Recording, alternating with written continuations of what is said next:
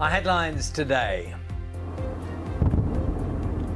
On the first anniversary of Russia's full-scale invasion of Ukraine, the United Nations calls for an immediate withdrawal of troops. Ceremonies will take place across Ukraine today to mark the anniversary. Millions of people remain displaced, many of them in Britain. Convicted criminals could be forced into court from their cells or face longer jail terms if they refuse to appear for sentencing. Good morning. New BBC research shows how much the prices of everyday food items have soared in the past year. I'll be looking at whether the cost of those basics will ever come back down. And there it is! The crazy gang have beaten the Culture Club. And tributes to the voice of football on the BBC. John Motson has died at the age of 77.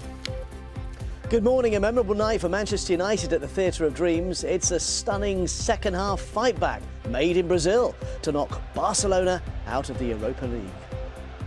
The Environment Secretary, Therese Coffey, has suggested that people in the UK should eat turnips while other imported vegetables are in short supply. Ms Coffey told MPs that British consumers should cherish homegrown seasonal produce, as some supermarkets have limited sales of cucumbers and tomatoes. Extreme weather in Spain and North Africa is being partly held to blame for the shortage.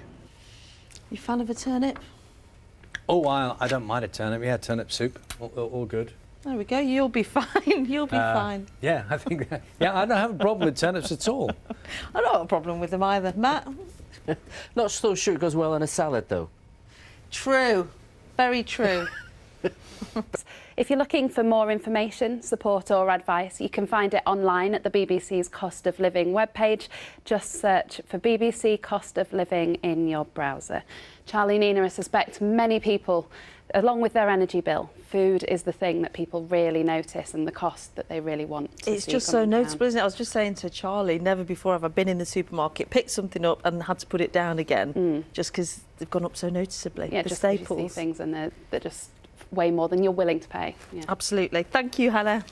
It's Friday morning. Let's have a look at some of the front pages for you, and many of them reflecting on the anniversary, of course, of Russia's invasion of Ukraine. Times headline reads, Ukraine's Year of Blood, features a picture of a refugee draped in her nation's colours and sitting on the rocks of Carmarthenshire, where she now lives.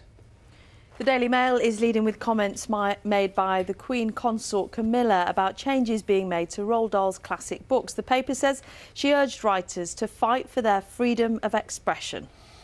Let's have a look at the Daily Mirror. Gone with the headline, Let them eat turnips, in reference to comments made by Environment Secretary Therese Coffey on the current fruit and veg shortage. And here's The Sun this morning, a showbiz exclusive on its front page. It says that Vernon Kay will replace Ken Bruce on Radio 2 from April, although as yet no official announcement by the BBC. Oof, they are big boots to fill, aren't they? Certainly are. The legendary Ken. Now, the Metro marks the first anniversary of Russia's invasion of Ukraine with the evocative picture of Ukrainian flags in the graveyard.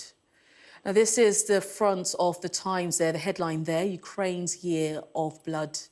The Archbishop of Canterbury warns that Russia must not be crushed or we risk a country left in the same state as Germany after the First World War, which brought about the rise of Hitler.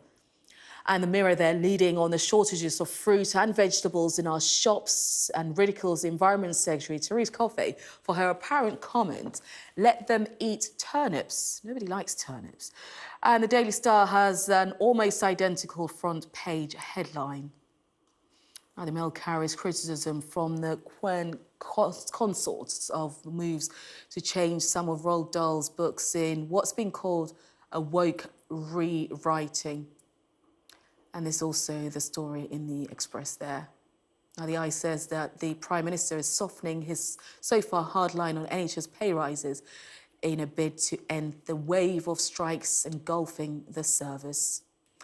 The Financial Times reports on President Biden's nomination of a new president of the World Bank. And finally, The Sun then pays his own tribute to the late great football commentator John Motson and his famous trademark sheepskin coat. No, sheepskin goat, that is the one, of course. And if you want to see any of those front pages again or read the stories, just scan the QR code, which is on your screen right now.